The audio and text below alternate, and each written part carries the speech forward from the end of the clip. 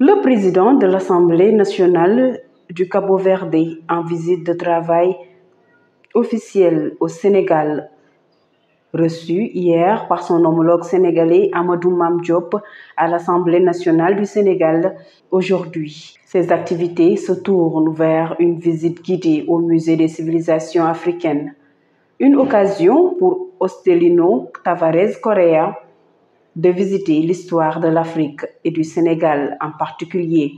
Arrivé vers 10 heures, le président est reçu par le directeur Hamidou Bokoum et du président du conseil d'administration Racine Senghor. La visite a débuté avec une exposition intitulée Afrique, berceau de l'humanité. Cette partie du musée résume la naissance et l'évolution de l'humanité, partie de l'Afrique jusqu'à partout dans le monde. Et sans plus tarder, nous allons commencer la visite à la première exposition intitulée L'Afrique, berceau de l'humanité. Et vous allez voir l'évolution de l'homme en passant par comment on va voir l'ancêtre de l'humanité jusqu'à l'Homo sapiens sapiens. L'arbre de l'humanité, l'arbre de la vie, et c'est un artiste haïtien qui se nomme Edouard Duval-Ferry qui nous a réalisé ce beau baobab. Et vous allez voir les parties du baobab, à savoir les racines qui montrent l'origine de l'homme. C'est-à-dire que le premier homme a marché en terre d'Afrique. Ensuite, vous allez voir le tronc du baobab qui montre l'évolution de l'homme. Parce que les hommes vont évoluer. Et en haut, vous allez retrouver les branches qui montrent les différentes sorties. Les vagues de colonisation, c'est à partir de 2 millions d'années qu'ils vont quitter l'Afrique pour aller coloniser les autres continents. C'est ce qu'on essaie de vous montrer ici à travers le baobab. Et ici, vous allez voir les sorties d'Afrique.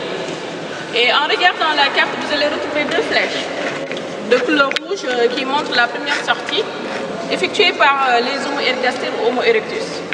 C'est les premières espèces qui vont quitter l'Afrique, c'est environ de 2 millions d'années, pour aller coloniser les autres continents. Et vous allez voir, ils vont aller en Europe de 1,8 million d'années, en Asie et aussi en Océanie. Et ensuite, vous allez retrouver des flèches bleues qui montrent la dernière sortie, effectuée par les Homo sapiens.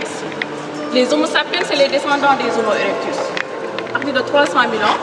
Et l'Homo sapiens serait apparu en Afrique du Nord avec le djebel que vous voyez au niveau de l'écran, qui date de 315 000 ans. Et ensuite, en Afrique orientale, avec l'Homo lubiche, qui date de 195 000 ans.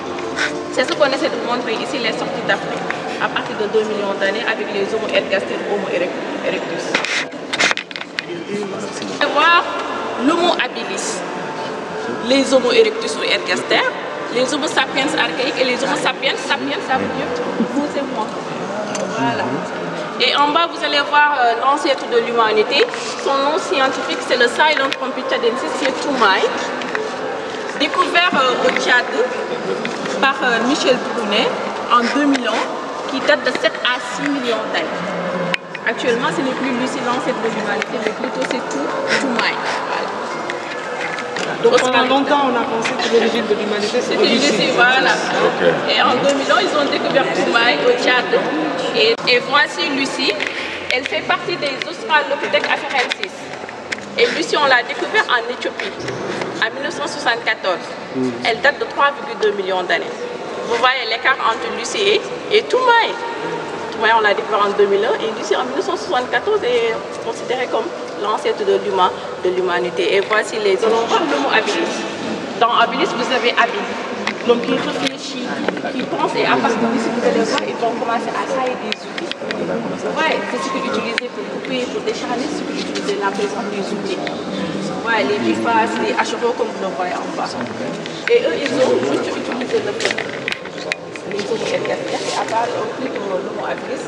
Et en face, vous allez voir l'Homo ergaster qui se montre à la voie découverte dans le lac.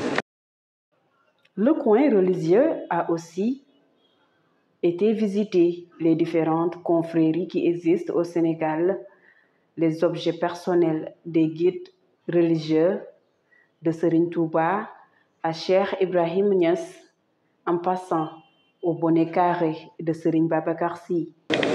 C'est vrai, hein? Wow. attentif pour... beneen affaire là. xam nga rien que ça là ça fait l'objet de pèlerinage. c'est-à-dire aller voir. waaw léegi ku yàlla mayoon nga mës ko teg ci sa bopp. non beneen affaire moo tax. Ouais. Regarde, président, c'est lui. Le bonnet là. ok. C'est ce bonnet. C'est son bonnet. Voilà. C'est lui son père. Lui c'est son frère. L'autre aussi c'est son frère. Machallah. En deuxième étape de visite, l'exposition des objets africains contemporains, des représentations de la maternité, de la vie, mais aussi de la mort, avec l'exposition des cercueils dans différentes sociétés africaines. Biennale de 96 à 2018, vous allez voir ici. Et en face, vous allez voir un artiste du Nigeria qui se nomme Tejuso. Et ici, il montre le recyclage, la récupération. Et si vous regardez, il a récupéré d'énormes choses. Par exemple, des sachets de lait, des sachets de chocolat, des sachets d'épices, des wax, du tissu, voilà. Et en noir, c'est du bois qu'il a récupéré pour réaliser cette belle exposition. Et il avait remporté le prix d'encouragement du ministère de la Culture en 2018. Et vous allez voir Leila Adjobi, c'est elle qui va remporter le grand prix en 2018. Malien. Et en face, il rendait hommage aux chasseurs, les tenues qu'on a vues tout à l'heure dans la sensibilisation. Et voici qui rendait hommage aux chasseurs les deux autres. Et il avait remporté le grand prix lors de la Biennale de 1996. Voilà. Et l'artiste, à chaque fois, il travaille avec le textile. Si vous regardez tout, c'est le même artiste. Voilà. Et c'est un couple qu'il a représenté ici.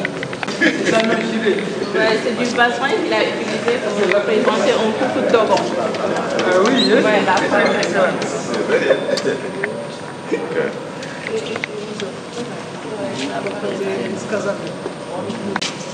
Angèle Etourdi et Samba, elle est photographe camerounaise et vous allez voir, elle a représenté de très belles photos.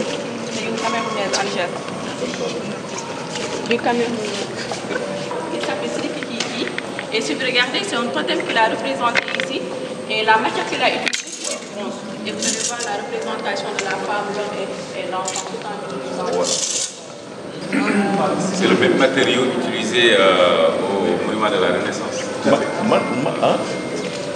Alors lui, il y a un artiste là, c'est un artiste très connu qui est là. Il y a une allée à Ouaga qui est dédiée au cinéma. Parce que le Burkina, c'est aussi la capitale du cinéma américain. Et sur cette allée, les grands cinéastes ont leur portrait, leur petite statue. Et c'est lui qui a fait la statue. En cinquième partie, le président de l'Assemblée nationale du Cap-Vert, Antonio Ostelino Tavares Correa, a visité différentes œuvres d'art des artistes venus un peu partout de l'Afrique qui ont souvent une représentation significative sur l'histoire du continent. Il s'appelle Godfrey Dongor et vous allez voir, c'est un boxeur qu'il a représenté ici. C'est la liberté d'un esclave qu'il essaie de transmettre ici à travers un boxeur. Et il avait remporté le prix d'encouragement du ministère de la Culture en 1998. Et vous allez voir, Vieux Diba, c'est lui qui va remporter le grand prix en 1998. Et le nom de l'œuvre, c'est le fleur solaire, Sunflower en anglais. Et vous allez voir, il a utilisé des cuillères. Et au milieu, c'est des clous qu'il a utilisés. Voilà, son argent. Et il avait remporté le prix lors de la Biennale de 2014. Au milieu, c'est quoi? Ah, c'est des clous. Très bien. Ça, c'est des cuillères, effectivement. Oui, c'est des cuillères, oui. Il faut le faire, hein? Ouais. Une autre partie qui retrace l'histoire douloureuse de l'Afrique est aussi représentée. Cette exposition est nommée La Traversée. Cette partie montre les difficultés et conditions que vivaient les esclaves noirs durant la période coloniale. Accord de berlinisation qui fait allusion à la conférence de Berlin. C'était en 1884 et 1885 qu'ils ont partagé le continent africain. Et à travers cette exposition, vous allez voir des vrais mulets qui représentent les pays qui ont été colonisés. Ensuite, vous allez voir des trains non animés qui représentent l'espoir. Pour l'artiste, un jour l'Afrique va se développer. Et on aura notre monnaie unique, des puissants comme les États-Unis ou la Chine. Parce qu'en Afrique, nous avons les capacités et les ressources de se développer. Les femmes leaders de l'Afrique aussi ont une place dans ce musée. Des exemples à valoriser, leurs portraits et leur histoire sont exposés. Et parmi ces femmes, vous allez voir les femmes présidentes africaines qui nous ont représenté ici. Je l'ai vu avec Théodé. Ensuite, vous allez voir Ellen Johnson, qui était la femme présidente Libéria, République Centrafrique, Malawi et République de Maurice. Ici, les gars. J'ai parlé d'Ellen Johnson, qui est venue ici visiter à l'improviste.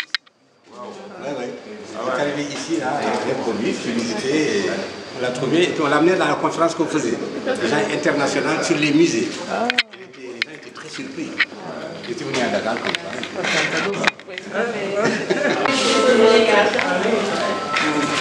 Ouais, et Elisabeth Dominicienne aussi, première femme, première ministre Centrafrique. Et Caroline Faye Diop aussi, femme députée à l'Assemblée nationale. Et Mimi Touré aussi, que vous allez voir à côté. Et Wangari Maathai aussi, activiste, qui avait même remporté le prix Nobel d'environnement. Parce qu'elle a implanté des millions d'arbres au Kenya.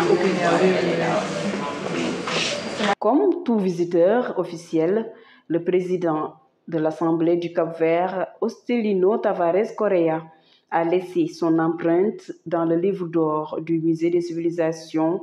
En témoignent ces quelques lignes. Obrigado por nos permitir a mim e a minha delegação fazer uma excelente e profunda viagem pela nossa civilização africana. Revejam, entretanto, o posicionamento de Cabo Verde quanto à paridade de género na política, pois 38-39% de mulheres participam na Assembleia Nacional do meu país. Donc, quelle est l'impression? L'impression que nous avons est excellente. Nous sommes en train de voir qu'il y a une forte liaison entre le Sénégal et le Cap-Vert, des liens et des relations excellentes dans les divers domaines. Cette visite nous a permis de faire un voyage dans l'histoire. Et avec cette visite, nous sommes en train de voir donc, la connaissance et la pratique et un laboratoire d'histoire de la civilisation africaine. Donc les perspectives sont excellentes. Dans l'année passée, au mois de juillet, mon homologue a visité le Cap-Vert et on a signé un protocole de coopération qui est en train d'être travaillé. Et, en bref, bientôt, les deux présidents de l'Assemblée nationale du Cap-Vert et du Sénégal vont signer ce protocole de coopération qui va toucher donc beaucoup de domaines, la question parlementaire, la question législative et aussi la formation des techniques parlementaires des deux et des députés aussi. Merci beaucoup.